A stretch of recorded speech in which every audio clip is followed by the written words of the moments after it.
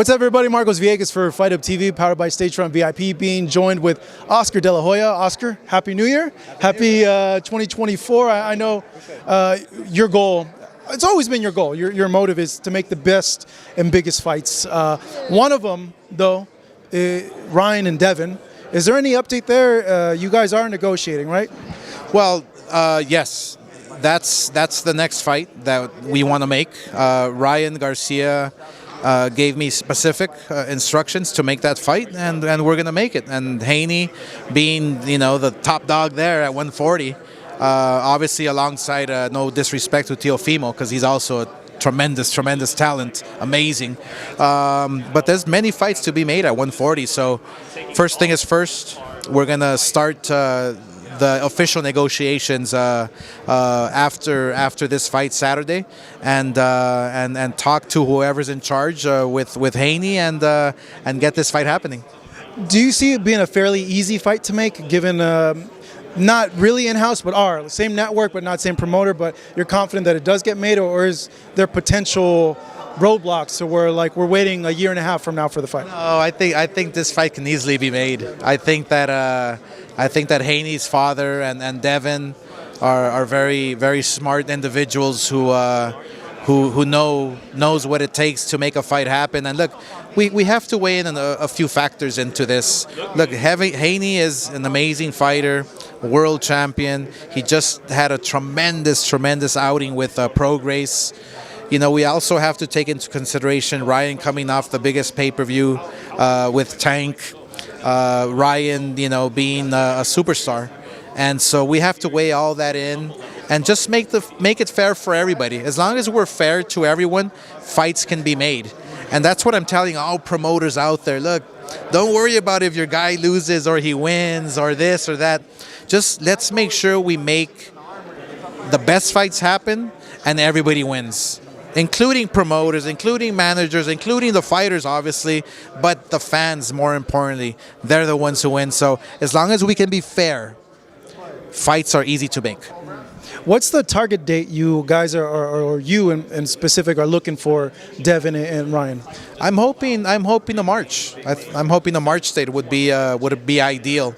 I think Ryan. That's real close. Yeah, it's close. So I think Ryan coming off his spectacular win against Oscar Duarte and showing the world that he's back, showing the world that he never left, is incredible. Is amazing. So you want to keep that momentum going. He just fought in December. Let's fight again in March. Possibly fight again, after Cinco de Mayo, and then fight again end of the year, and then start off 2025 with a bang. So you want to keep that momentum going for Ryan. So I think March would be ideal. So I don't got much time left, Oscar. I'm just going to fire off these as quickly as I can. The Las Vegas fight for Haney and Ryan? Absolutely. Okay. Absolutely. Virgil Ortiz now making his debut at 154. He's fighting this weekend, but the fan in me sees matchups with Crawford, with Tim Tszyu, with Charlo. What's the biggest fight you want to navigate him to? Yeah, I think whoever the toughest guy, the best guy is there at 154. I haven't really taken a look at the landscape or what really is going on with Charlo. Tszyu, I know, is there, and he's a great fighter. I believe Ennis. 47. Is he a 47 fighter? If he comes up to 54, would be amazing.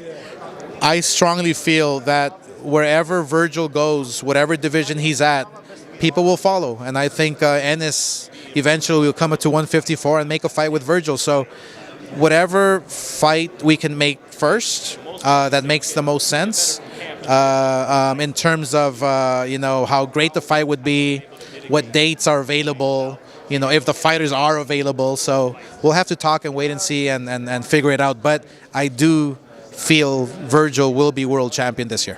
Munguia, if he wins this fight against Ryder, is it true that you guys are going to try to get that Canelo fight? And is it possible to get that Canelo fight for him? Well, it all depends on how he looks. It all depends on how Munguia looks against Ryder. I strongly feel that, and I've always been pushing this forever, two Mexican elite fighters fighting on Cinco de Mayo will be the biggest event ever. And it hasn't happened in a long time, since Barrera, Morales, and guys like that. So I'm a huge advocate of that happening, but it all depends on Canelo, what he wants. It all depends on what they're shooting for, and if they wanna go up against Jaime Munguia, obviously we're more than willing and ready to do it. My last one for you, Oscar. Just what was your reaction to Wilder losing to Joseph Parker and Joshua coming back the way he did against Valine? You know what? Seriously, I like Wilder. I really do. I think he's a nice human being. I think he's a great guy.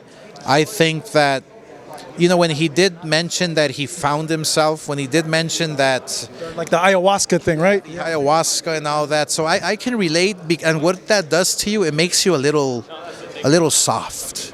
It makes you a little. I don't want to use the word as motivated. It gives you a sense of like peace, calmness, like no more anger. And what I saw was that calmness translate into his performance, into the ring. So, and I recently heard him say, I got to find my inner anger. He finds his inner anger, and it's a whole different Wilder. So Wilder's still Wilder. Wilder still has that big punch. You know, I think he's obviously still going to be a force to be reckoned with in the heavyweight division. All right, Oscar. Hey, thank you. Appreciate it. Happy 2024. Right. This weekend, Virgil Ortiz returns to the ring on DAZN. What's your thoughts on the whole Ryan Garcia versus Devin Haney negotiations? Is it getting closer, or just kind of how's it looking just for the fight? Well, I have instructions from Ryan Garcia personally that he wants Devin Haney. I think that fight is a spectacular, and it'll be a special fight. I think Devin Haney right now is on top of his game. He looks spectacular against Prograis. He proved that he's one of the best at 140 pounds because the weight class is stacked with a lot of talent at 140. So I think Ryan Garcia versus Haney, that's the fight to make. I've already talked to his people, to Haney's people, and we're gonna get this done. Hopefully sooner than later. Is it the fact that? I was going to ask, because of A side, B side. Ryan did tremendous pay-per-views with Tank, and Floyd mentioned 3 guys. Canelo, Ryan, Tank are the biggest stars actively right now. Does that mean Devin would have to, B side or concede to? I guess. Well, look, I think this whole A side, B side nonsense is about to stop in 2024. I think when you take a look at fighters and their abilities to sell tickets, their abilities to be world champions and fight and really get the fans engaged, I think that's what matters the most. But the A side, the B side, who sold more pay-per-views, who didn't, I mean, it's always controversial. It's always a debate. We know Ryan sells. We were involved in one of the biggest fights in 2023 with Tank Davis and Ryan. Haney is a tremendous fighter. He's got tremendous skill, tremendous ability. So you have to weigh in everything and take into consideration. But the one thing we do and we can do is be fair to the fighters in what they deserve, and fair to the fighters in what their market value is. If you tell me right now whose market value is higher, I mean, obviously, and it's no secret, it's Ryan Garcia. So, but one thing about us at Golden Boy, because I was a fighter myself, we are very fair in negotiating. Well, with Rolly, you said Rolly, you can't hide. Was that hard to even, did you even attempt for Rolly? We attempted. I mean, we attempted and attempted and attempted. It's, I have no idea, the whole politics behind Rolly's not fighting for a while and still becoming a world champion. It just doesn't make sense to me. And I like Rolly's. He's actually a really nice guy. I like him. He's a self-proclaimed fighter promoter. And I think that, look, it's fair for me to say that every fighter who works hard, every fighter who steps inside the ring and works themselves up the rankings deserves a title shot. and accordingly. And Rolly's not fighting for a while. Rolly's, whether he was a champion in recess, whether he was retired, who knows, then on to the next. So what we want to make sure that people know is these fighters up here on the podium, on the dais here, are coming after everybody at 140, no matter who it is. And so, including Verge Ortiz, he's coming after everybody at 154. And that's what 2024 is all about, making sure that we make the best fights happen. Oscar, you here. On Ryan Garcia, you've brought in Arnold Barboza, O'Hara Davis is here, linked with Ramirez as well. Is this kind of part of a company strategy to bring in opponents for Ryan? Or, could you guns all these guys against each other and build a roster at 140? Well, look, everybody always guns for the top dog,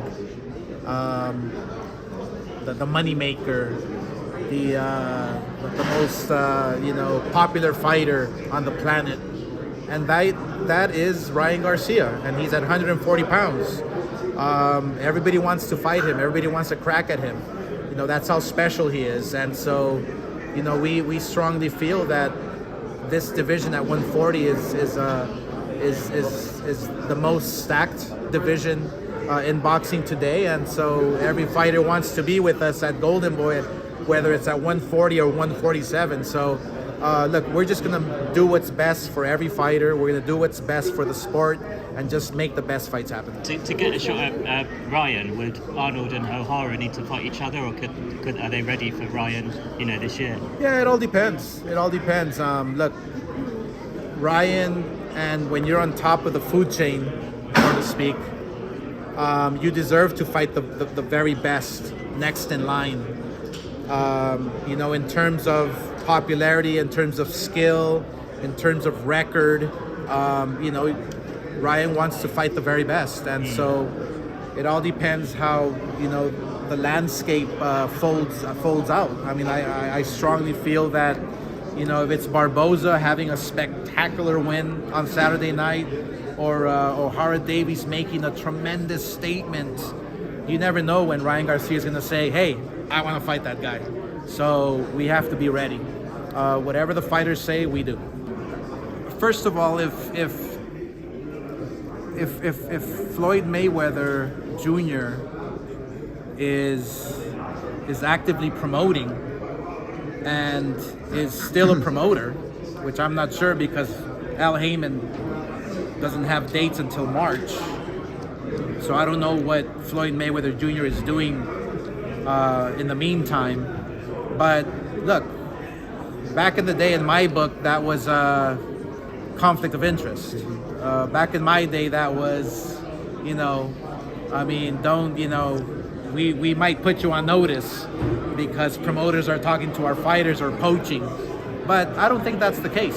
I think that it's great that Ryan and Floyd are running together because he can soak up all the knowledge from Floyd.